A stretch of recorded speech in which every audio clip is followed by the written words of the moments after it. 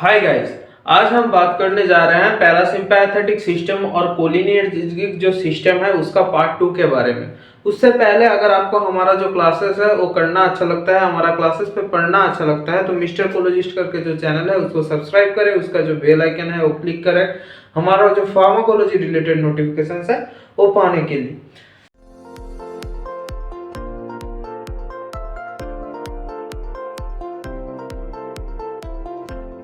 आज हमारा main topic है रिसेप्टर्स ऑफ कोलिनर्जिक सिस्टम। उससे पहले पिछले क्लास में कुछ चीजें छूट गई थी, उसको मैं थोड़ा सा बोल लेता हूँ। हमारा जो कोलिनेस्टेरेस था ना,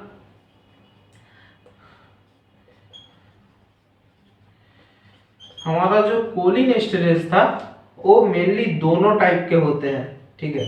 एक होता है ट्रू कोलिनेस्टेरेस, इसको कोलिनेस्टेरेस को दो और एक नाम से भी हम पुकारते हैं, एसिडाइल कोलिनेस्टेरेस, ठीक है। कोलिनेस्टेरेस और एसिडाइल कोलिनेस्टेरेस सेम है।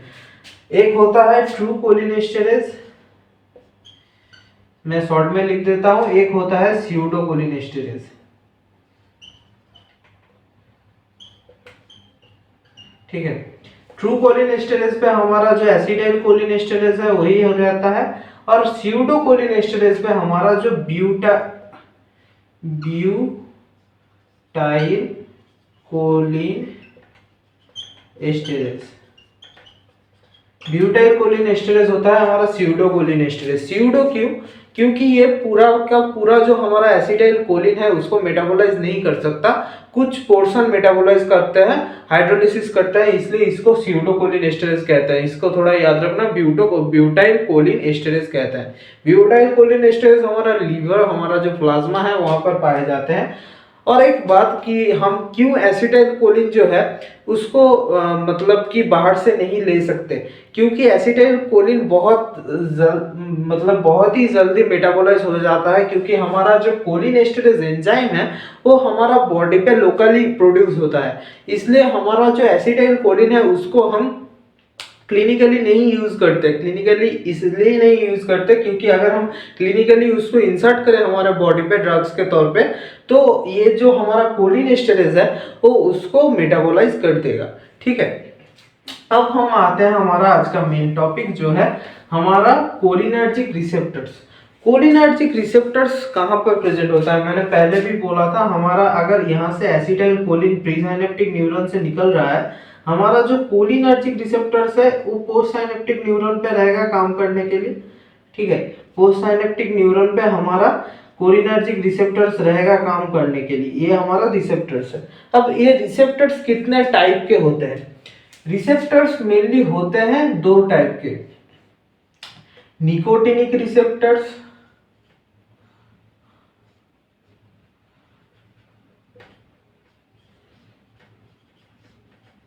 और एक होते हैं हमारा मास्कैरिनिक रिसेप्टर्स।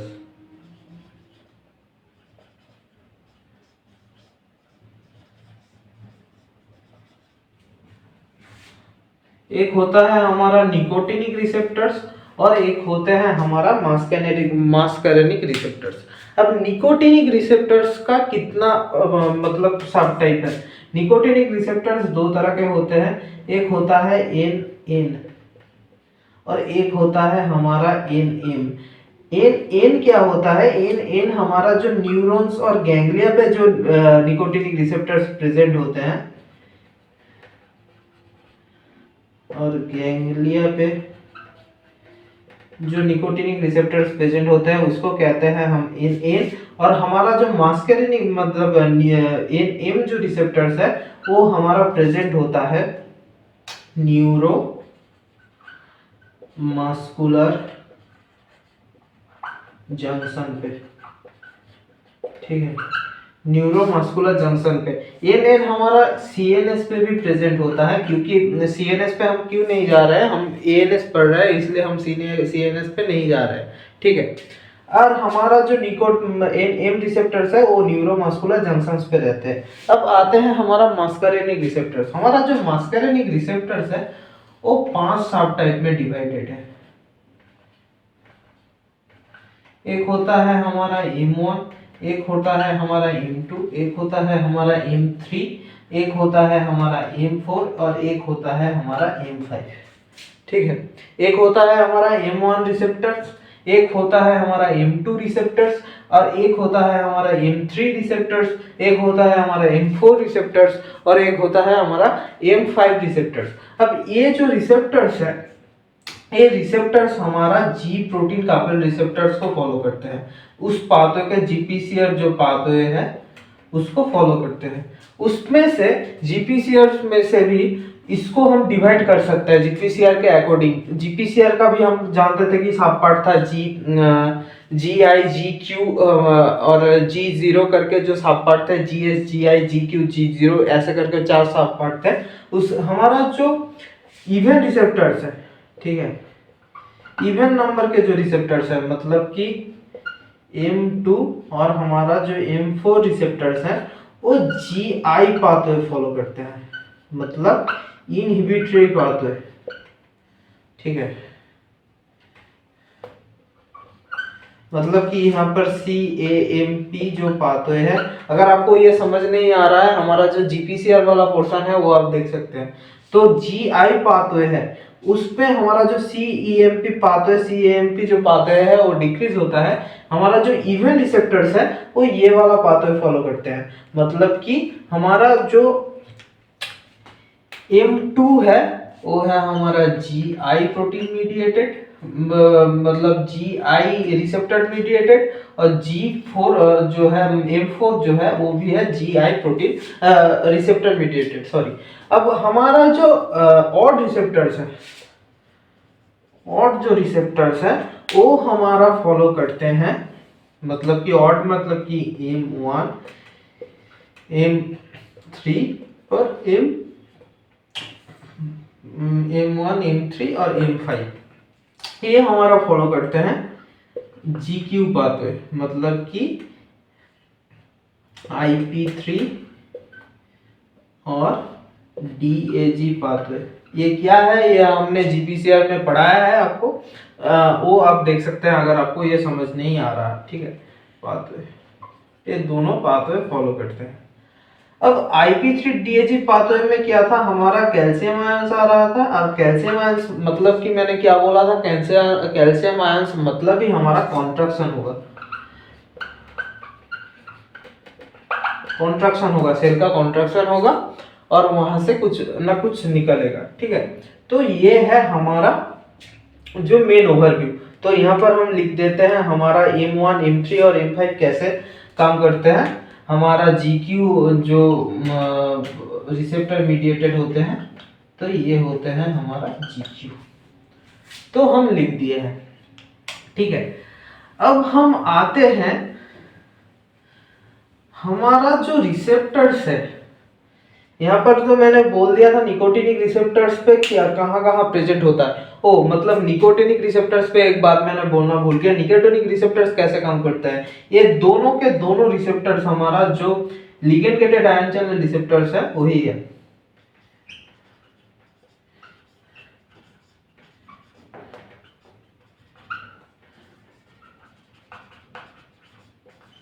ये दोनों के दोनों ही हमारा ligand gated ion channel receptors है। Ligand gated ion channel receptors मतलब कि ये हमारा सोडियम और पोटेशियम आयंस के थ्रू काम करेंगे। ठीक है, और इसका हम जानते हैं कि 5 सब पार्ट है, ऐसे करके 5 हमारा सब पार्ट होते हैं, ऐसे करके 5 हमारा सब पार्ट होते हैं, अल्फा बीटा गामा, ऐसे करके थे हमारा जो ligand gated ion channel receptors थे। ये आपको मालूम है। Ligand gated ion channel receptors पे भी अगर आपका कोई कॉन्सेप्ट का प्रॉब्लम हो तो हमारा जो ligand gated ion channel receptors का पोर्शन था वो आप देख सकते हैं, हमारा जो वीडियो था। ठीक है, अब हम आते हैं, अगर हम बोल दिए कि निकोटिनिक रिसेप्टर्स यहाँ प्रेजेंट है, तो हम मस्कुलिनिक रिसेप्टर्स भी हमारा बॉडी के किसी ना किसी पार्ट में तो प्रेजेंट होगा ना।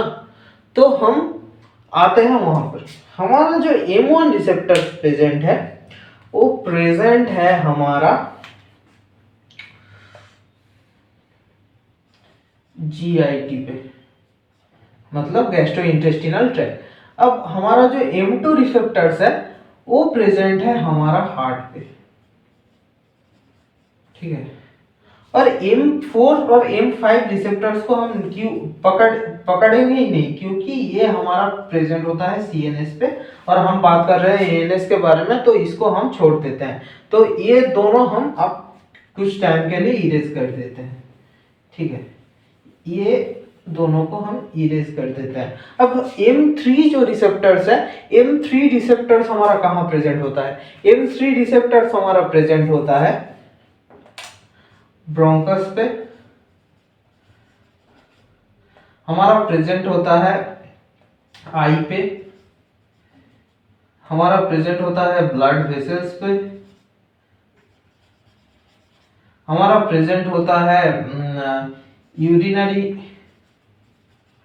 ब्लैडर पे, और हमारा प्रेजेंट होता है मतलब आई हो गया, ब्रोंकस हो गया, यूरिनरी ब्लैडर हो गया, यही सारा था। और कुछ नहीं, यही सारे थे, ठीक है। इसको हम कैसे याद रख सकते हैं? इसको अगर हम याद रखना चाहते हैं तो अगर कोई छूट गया, ये जो बॉडी पार्ट है ये कोई छूट गया, तो आप बोल सकते हैं मुझे याद नहीं आ रहा, तो यही हमारा बॉडी पार्ट है, ठीक है। अगर इसको हमको याद रखना है, इसको हम कैसे याद रखें? इसको हम याद रखें, पहले खाओ फिर दिल लगाओ, बाकी काम बाद में। मतलब कि खाना मतलब कि GIT, हमारा GIT याद आ जाएगा, फिर दिल लगाओ मतलब कि हार्ट, फिर बाकी काम बाद में, मतलब बाकी जो हमारा बॉडी पार्ट्स है वो बाद में। हमारा जो ये रिसेप्टर्स है, ये रिसेप्टर्स जो हैं, अब हम आते हैं ये रिसेप्टर्स हमारे बॉडी पे। अगर मास्कारेनिक रिसेप्टर्स को हम पकड़ते हैं, क्योंकि हमारा जो निकोटिनिक रिसेप्टर्स है वो मेनली CNS पे ही प्रेजेंट रहता है। हमारा न्यूरोजंक्शनल जो न्यूरोमस्कुलर जंक्शन मतलब PNS पे चला गया, तो इसको हम छोड़ देते हैं। हम मास्कारेनिक जो रिसेप्टर्स है उस पर फोकस करते हैं। हमारा जो मास्कारेनिक रिसेप्टर्स है उसका अगर हम फार्माकोलॉजिकल इफेक्ट देखते हैं,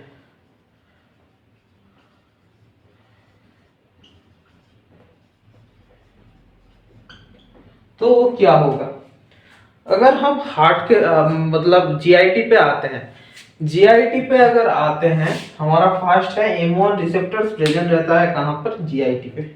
अगर GIT पे हम आते हैं तो क्या होगा? GIT पे हमारा कौन सा पाथवे फॉलो करता है? GQ pathway. अगर GQ पाथवे फॉलो करता है तो हमको पता है GQ पाथवे मतलब कि कैल्शियम IP3DAG आ रहा है, हमारा कैल्शियम आयन आ रहा है। कैल्शियम आयन का मतलब क्या मैंने बोला था? कैल्शियम आयन मतलब कॉन्ट्रैक्शन। अगर GIT में जो सेल्स है, हमारा स्टोमक्स में जो सेल्स है जो LCL प्रोड्यूस करता है, वो अगर कॉन्ट्रैक्ट किया तो क्या होगा? ACL सिक्रेशन जो है वो इंक्रीज हो जाएगा। ACL सिक्रेशन अगर इंक्रीज होगा तो हमारा क्या होगा? डाइजेशन होगा। डाइजेशन होगा। अगर ज्यादा मतलब इंक्रीज हो गया तो क्या हो सकता है? हमारा अल्सर हो सकता है। तो इसका फार्माकोलॉजिकल जो इफेक्ट है वो निकल के आ रहा है, हमारा डाइजेशन होगा, हमारा अल्सर होगा, और एक चीज हो सकता है हमारा लूज मोशन भी हो सकता है। लूज मोशन भी हो सकता है, ठीक है। लूज मोशन, डायरिया, ये भी हो सकता है। अगर ज्यादा डाइजेस्ट हो गया, ज्यादा कोलिनर्जिक सिस्टम एक्टिवेट हो गया तो हमारा डायरिया भी हो सकता है। अब हम आते हैं हमारा फार्माकोलॉजिकल जो इफेक्ट है उसका सेकेंड नंबर पे, मतलब कि M2 रिसेप्टर पे, सेकेंड मास्कारेनिक रिसेप्टर जिसमें हमारा हार्ट है, ठीक है। अगर हम हार्ट के फार्माकोलॉजिकल इफेक्ट देखते हैं तो M2 जो रिसेप्टर वो हार्ट पे क्या फार्माकोलॉजिकल इफेक्ट दिखाता है? अगर मानिए कि हमारा जो M2 रिसेप्टर्स है वो कौन से पाथवे फॉलो कर रहे हैं? वो GI वाले पाथवे फॉलो कर रहे हैं। अगर GI वाले पाथवे हम फॉलो कर रहे हैं तो क्या होगा? GI हमारा, मैंने क्या बोला था GPCR में, GI हमारा क्या है? इनहिबिटरी, हमारा इनहिबिटरी मतलब एक्शन दिखाता है, मतलब CMP जो पाथवे है उसको डिक्रीज करता है, मतलब कि काम नहीं करता है, और CMP पाथवे को डिक्रीज करता है। मतलब यहाँ पर हार्ट का हो जाएगा मतलब हार्ट अगर बहुत ही स्टिमुलेट था, उसका कॉन्ट्रैक्शन हो रहा था, यहाँ पर हार्ट का हो जाएगा डायलेशन। ठीक है। अगर हमारा बॉडी पे ऑक्सीजन सप्लाई ज्यादा लगता है तो हमारा हार्ट क्या करता है, कॉन्ट्रैक्ट करता है, ऑक्सीजन को अंदर आने देता है, फिर डायलेट होता है, फिर ऑक्सीजन बाहर जाता है, ऐसे करके हमारा काम होता है। तो हमारा अगर हार्ट मतलब कि आप नॉर्मल सोचिए, अगर हमारा रेस्ट एंड डाइजेस्ट कंडीशन में क्या हमारा हार्ट बहुत स्टिमुलेट होता है? हमारा हार्ट तो स्टिमुलेट नहीं होता। अगर हम सो जाते हैं क्या हमारा दिल धक धक धक धक करने लगता है? नहीं करता। हमारा हार्ट रेट जो है वो स्लो हो जाता है। अगर कोलिनर्जिक सिस्टम पे हमारा मास्कार्निक रिसेप्टर यहाँ पर फार्माकोलॉजिकल इफेक्ट दिखा रहा है, तो कैसे दिखा रहा है? हमारा हार्ट को डायलेट कर रहा है, हमारा हार्ट का जो रेट है वो डिक्रीज कर रहा है। हार्ट रेट भी यहाँ पर डिक्रीज होगा। ठीक है, ये हो गया हमारा हार्ट का कंडीशन। अब हम आते हैं पहले ब्लड वेसल्स पे, हमारा जो M3 रिसेप्टर्स है। ठीक है, M3 रिसेप्टर्स हमारा ब्लड वेसल्स पे रहते हैं। अब यहाँ पर थोड़ा सा मतलब कि ट्रिक्स है, यहाँ पर थोड़ा सा उल्टा चीज होने वाला है।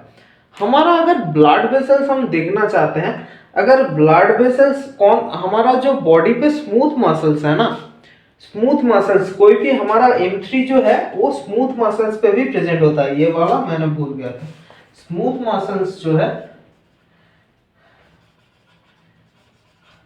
उसमें भी प्रेजेंट होता है। मतलब स्मूथ मसल्स कोई भी हो सकता है, हमारा हार्ट में भी स्मूथ मसल्स होता है, हमारा ब्रोंकस में भी स्मूथ मसल्स होता है, हमारा ब्लड वेसल्स में भी स्मूथ मसल होता है, हमारा यूरिनरी ब्लैडर पे भी स्मूथ मसल्स होते हैं। तो अगर हम देखते हैं हमारा जो ब्लड वेसल्स है, अब ब्लड वेसल्स में कुछ चीजें आने वाली हैं।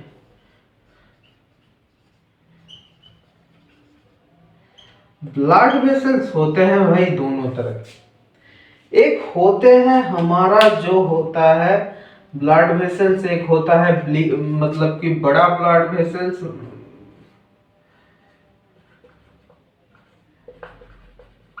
जो होता है हमारा आर्टेरी और वेन्स में।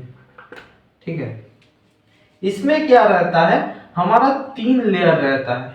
ठीक है, 3 लेयर रहता है। एक रहता है एंडोमेट्रियम, पेरीमेट्रियम, मायोमेट्रियम, एंडोमेट्रियम करके, मतलब बाहर से अंदर की तरफ रहता है पेरीमेट्रियम, एंडोमेट्रियम और मायोमेट्रियम करके। और यहाँ पर अगर हम देखते हैं हमारा जो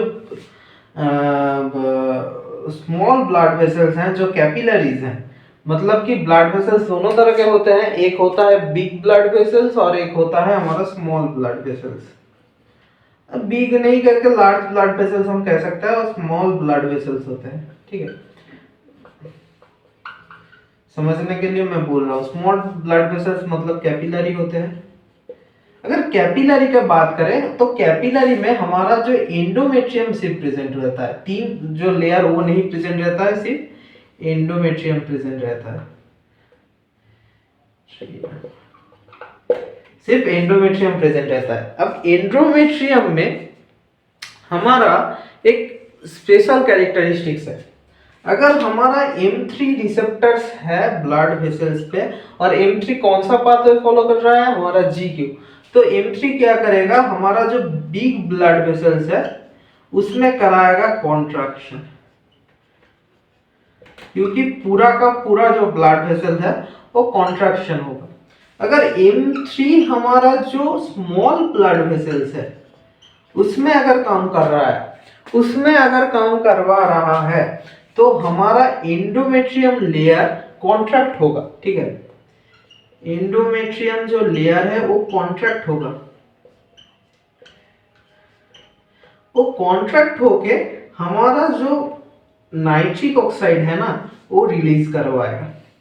नाइट्रिक ऑक्साइड क्या करता है, नाइट्रिक ऑक्साइड का कैरेक्टरिस्टिक्स है, नाइट्रिक ऑक्साइड हमारा जो कैपिलरीज है, हमारा जो ब्लड वेसल्स है, स्मॉल ब्लड वेसल्स है, उसको डायलेट करते हैं। तो होगा हमारा डायलेशन। इस मतलब कॉन्ट्रैक्ट नाइट्रिक ऑक्साइड को हम कहते हैं EDRF। EDRF क्यों? Endothelial dependent relaxing factors. ठीक है, यहाँ पर नाइट्रिक ऑक्साइड को हम कहेंगे एंडोथेलियल डिपेंडेंट रिलैक्सिंग फैक्टर। तो आपको ये भी अगर कॉन्सेप्ट आपको मानता हूँ कि क्लियर हुआ, क्योंकि हमारा M3 क्या करता है, बिग जो ब्लड वेसल्स है उस पर कॉन्ट्रैक्शन करवाता है और स्मॉल जो ब्लड वेसल्स है उस पर डायलेशन करवाता है। ठीक है, अब हम आते हैं, इसको थोड़ा इरेज कर देते हैं, एक एक करके हम फार्माकोलॉजिकल एक्शन देख रहे हैं। अब हम आते हैं हमारा जो है हमारा ब्लड वेसल्स हो गया। अब हम आते हैं ब्रोंकस पे। ब्रोंकस पे अगर M3 रहेगा तो क्या होगा, मैं यहाँ पर लिख नहीं रहा हूँ, बोल देता हूँ। ब्रोंकस पे अगर M3 रहेगा तो GQ मीडिएटेड है, मतलब कॉन्ट्रैक्शन होगा, तो ब्रोंकस का कॉन्ट्रैक्शन होगा। अगर हमारा यूरिनरी ब्लैडर पे थोड़ा सा कॉम्प्लेक्सिटी आता है। यूरिनरी ब्लैडर पे हमारा कितने मसल्स रहते हैं, हमारा रहते हैं 3 तरह के मसल्स। अगर हम ये देखते हैं, ये हमारा अगर यूरिनरी ब्लैडर है, यहाँ से हमारा यूरिन का एक्सक्रीशन होता है। ठीक है, तो यूरिनरी ब्लैडर पे यहाँ पर रहता है हमारा डेट्रूशन मसल्स। थोड़ा सा इरेज कर देता हूँ, ठीक से लिखता हूँ, डेट्रूजर मसल्स। डेट्रूजर मसल्स यहाँ पर रहता है हमारा स्फिंक्टर मसल्स। स्फिंक्टर स्पेलिंग थोड़ा देख लेना, SPINCTER शायद है, स्फिंक्टर मसल्स। और रहता है हमारा ट्राइगोनल मसल्स। ऊपरी वाले जो हिस्सा है यहाँ पर रहता है डेट्रूजर मसल्स और यहाँ पर रहता है हमारा ट्राइगोनल मसल्स। यहाँ पर क्या होता है, जब पैरासिम्पैथेटिक सिस्टम एक्टिवेट होता है, जब पैरासिम्पैथेटिक सिस्टम हमारा एक्टिवेट होता है, हमारा जो डेट्रूजर मसल्स है वो कॉन्ट्रैक्शन करवाता है। अगर हम M3 यहाँ पर देखते हैं, M3 GQ प्रोटीन मीडिएटेड है, मतलब GQ पाथवे फॉलो करता है, तो कैल्शियम आयंस आएगा, यहाँ पर कॉन्ट्रैक्शन करवाएगा। और जो स्फिंक्टर मसल्स है ये होगा हमारा, ये भी M3 है, बट M3 रिसेप्टर यहाँ पे भी प्रेजेंट है, पर हमारा जो है यहाँ पर होगा डायलेशन, तो क्या होगा, हमारा यूरिनेशन हो जाएगा। अब अगर नॉर्मल कंडीशन पे समझते हैं, अब मानिए कि आप खाना खा के सोने जाते हैं, उससे पहले आपको यूरिनेट करना पड़ता है। ये जनरल कंसीडरेशन है आपका बॉडी का। अगर आप खाना खा के रात में सोने जाते हैं, उससे पहले आपको याद होगा या नहीं होगा, आपको यूरिनेट करना पड़ता है। आपका बॉडी का जो क्लॉक है वो ऐसे ही बना हुआ है, मतलब कि अगर आपका पैरासिम्पैथेटिक सिस्टम एक्टिवेट हुआ तो यहाँ पर क्या होगा, हमारा M3 रिसेप्टर एक्टिवेट होगा, यहाँ पर डेट्रूजर जो मसल्स है उसको कॉन्ट्रैक्शन करवाएगा और ये दोनों मसल्स को हमारा रिलैक्सेशन करवाएगा और यूरिनेशन कॉज करेगा। तो ये हो गया हमारा जो यूरिनरी ब्लैडर का। तो हो गया हमारा कौन कौन से, स्मूथ मसल्स के अंदर में ही ये तीनों पड़ते हैं, तो कौन कौन से हो गया, हमारा हो गया ब्रोंकस, हो गया ब्लड स्ट्रीम, हो गया हमारा यूरिनरी ब्लैडर, हमारा स्मूथ मसल्स भी इसके अंदर में पड़ता है। इसलिए आई क्या करता है, आई में क्या होता है, अगर हमारा कोलिनर्जिक सिस्टम एक्टिवेट हो गया, मतलब पैरासिम्पैथेटिक सिस्टम एक्टिवेट हो गया, तो हमारा आई का मियोसिस होता है। माइटोसिस मियोसिस क्या है, जब ग्लाउकोमा हम पढ़ाएंगे उस कॉन्सेप्ट को क्लियर करते हैं, आप समझ के रखिए। मियोसिस होता है हमारा जो आई बॉल होता है वो छोटा हो जाता है, तो ऐसे करके हमारा मियोसिस भी होगा। अगर आई का मियोसिस होगा तो हमको नींद तो आएगा ना, हमारा आई बॉल छोटा होने लगेगा, हमारा जो मतलब अंधेरा हो जाता है, तो हमारा देखेंगे, अगर गौर से देखेंगे तो हमारा जो आई बॉल है वो धीरे धीरे धीरे धीरे करके छोटा ही होने लगता है, तो हमारा आई का भी मियोसिस होगा। इसको आपको याद रखना पड़ेगा, ठीक है। ऐसे करके हमारा जो पैरासिम्पैथेटिक सिस्टम और कोलिनर्जिक जो सिस्टम है उसका रिसेप्टर्स का पार्ट जो है वो खत्म हुआ। अब हम कोलिनर्जिक जो ड्रग्स है, जो एगोनिस्ट है, ये वाले जो काम होते हैं, ठीक है। मैंने आपको जो हाउ टू स्टडी फार्माकोलॉजी वाला जो वीडियो था उसमें क्या बताया था, हमें पहले पढ़ना है हमारा एनाटॉमी फिजियोलॉजी क्या है, ठीक है। उसके बाद में पढ़ना है हमारा जो पैथोफिजियोलॉजी, मतलब कि हमारा बॉडी पे कैसे करके मतलब कि जो डिजीज है वो डेवलप करते हैं, ठीक है। उसके बाद में पढ़ना है हमारा जो ऑर्गन्स है वो कौन से रिसेप्टर मेडिएटेड है, ठीक है। हम यहाँ पर पढ़ चुके हैं हमारा जो ये रिसेप्टर्स है मस्करेनिक रिसेप्टर्स मीडिएटेड है, कौन से पाथवे फॉलो करते हैं। उसके बाद में हमारा मेन काम है कि कौन सा एगोनिस्ट है कौन सा एंटागोनिस्ट है उसको ढूंढना। अगर एगोनिस्ट क्या करेगा, हमारा जो काम हो रहा था उसको बढ़ाएगा, अगर काम अच्छे से नहीं हो रहा है उसको बढ़ाएगा। एंटागोनिस्ट क्या करेगा, उसको घटाएगा। तो एगोनिस्ट पे हम जानते हैं कि पैरासिम्पैथेटिक सिस्टम में जो एगोनिस्ट होता है उसको पैरासिम्पैथोमाइमेटिक बोलते हैं, और जो एंटागोनिस्ट है उसको पैरासिम्पैथोलाइटिक बोलते हैं। अगले वाले क्लास में हम माइमेटिक के बारे में बात करेंगे, कौन कौन से एगोनिस्ट, ये जो रिसेप्टर्स का काम है, ये जो कोलिनर्जिक सिस्टम और पैरासिम्पैथेटिक सिस्टम का जो काम है उसको इंक्रीज करेगा, उसके बारे में बात करेंगे। और कौन कौन से एगोनिस्ट एंटागोनिस्ट है उसके बारे में उसके अगले वाले क्लास में बात करेंगे। अगर आपको हमारा जो क्लासेस है वो अच्छा लगता है तो मिस्टर कोलॉजिस्ट करके जो चैनल है उसको सब्सक्राइब करें, उसका जो बेल आइकन है वो क्लिक करें हमारा फार्माकोलॉजी रिलेटेड जो नोटिफिकेशन है वो पाने के लिए।